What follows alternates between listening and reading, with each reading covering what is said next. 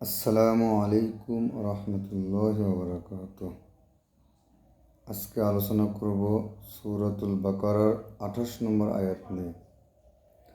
আল্লাহ রাব্বুল আলামিন সূরাতুল বাকারার 28 নম্বর আয়াতে বলেন, কাইফা তাকফুরুনা বিল্লাহ ওয়া কুনতুম আমওয়াতান ফাআহইয়াকুম সুম্মা ইউমীতুকুম সুম্মা ইউহয়ীকুম সুম্মা ইলাইহি তুরজাউন। আল্লাহ রাব্বুল আলামিন বলেন, হে মানব জাতি, তোমরা কিভাবে আল্লাহ রাব্বুল আলামিনকে অস্বীকার করো, অথচ তোমাদের কোনো অস্তিত্বই ছিল না।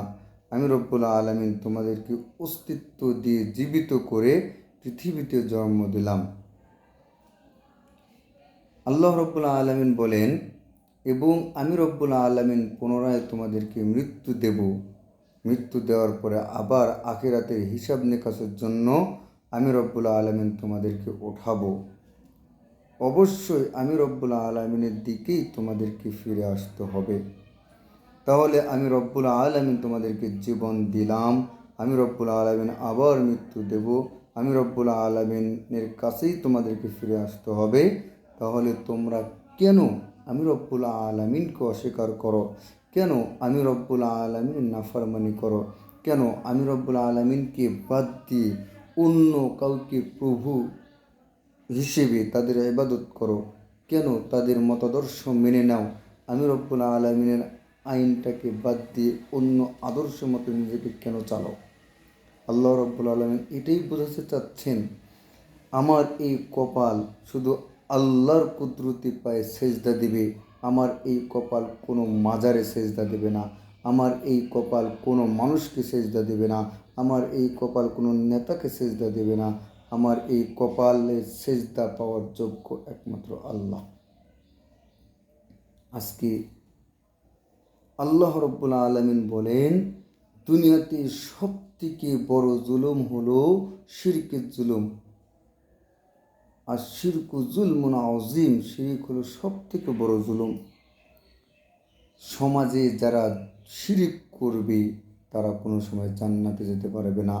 আল্লাহ রাব্বুল আলামিন নিজেই কোরআনে বলতেছেন, আমি সকল গুনাহকে মাফ করে দেব, শিরকের গুনাহ মাফ করে দেব না। আমি তাহাজ্জুদের আমল নিয়ে কিয়ামতের ময়দানে দাঁড়াবো, হজের আমল নিয়ে দাঁড়াবো, রোজার আমল নিয়ে দাঁড়াবো, জাকাতের আমল নিয়ে দাঁড়াবো, কিন্তু আমি একজন মুশরিক, আমি শিরক করেছি, আমি জান্নাতে যেতে পারবো না। আমার জন্য জান্নাত হারাম। এজন্য আমার ইমানের মধ্যে আল্লাহ রাব্বুল আলামিন কোরআনের অন্যত্র আয়াতে বলেন যে, তোমার ইমানের মধ্যে যেন জুলুম মিশ্রিত না হয়, অর্থাৎ শিরক মিশ্রিত না হয়। আজকে যারা কবরে শিরক করে, কবরে মাজারে সেজদা দেয়, আজকে তাওহীদবাদ মুসলমানরা আল্লাহ রাব্বুল আলামিনের হুকুম পালন করার জন্য এই মাজারগুলোকে গুঁড়িয়ে দিচ্ছে। যাদের দিলে এই মাজার ভাঙার ব্যাপারে আঘাত লাগে, এই সূরাতুল বাকারার 28 নম্বর আয়াত নিয়ে তারা চিন্তা গবেষণা করুক। সূরাতুল বাকারার 28 নম্বর আয়াত নিয়ে যদি কেউ চিন্তা গবেষণা করে, তাহলে সে কখনো শিরক করতে পারে না, সে কোনো মাজার পূজারি হতে পারে না। আল্লাহর জন্য শুধু আল্লাহর ইবাদত করবেই, আল্লাহর হুকুম নিজের মাথার চুল থেকে নিয়ে পায়ের নখ পর্যন্ত পালন করবে, নিজে পালন করবে, নিজের পরিবারকে আল্লাহর বিধান পালন করার জন্য বলবে, নিজের সমাজের মানুষদেরকে বলবে।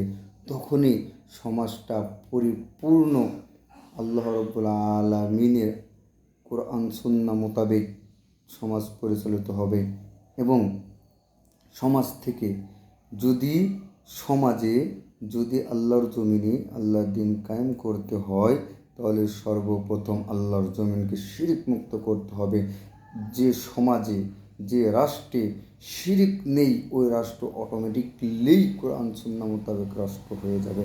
আর যে সমাজে শিরক রয়েছে, যে সমাজে মূর্তি পূজা রয়েছে, যে সমাজের মানুষগুলো সর্বদাই শিরক করে, উঠতে শিরক করে, বসতে শিরক করে, শিরকের বিরুদ্ধে কথা বললে আলেমদের উপরে অত্যাচার করে, শিরকের বিরুদ্ধে কাজ করলে, শিরকি যে স্থাপনাগুলো রয়েছে, মূর্তিগুলো রয়েছে, মাজারগুলো রয়েছে, ওগুলো ভেঙে দিলে যারা ভেঙে দেয়, তাদের উপর অত্যাচার করে, ওই সমাজের মানুষ কোনো সময় কোরআন সুন্নাহর সমাজ গড়তে পারবে না।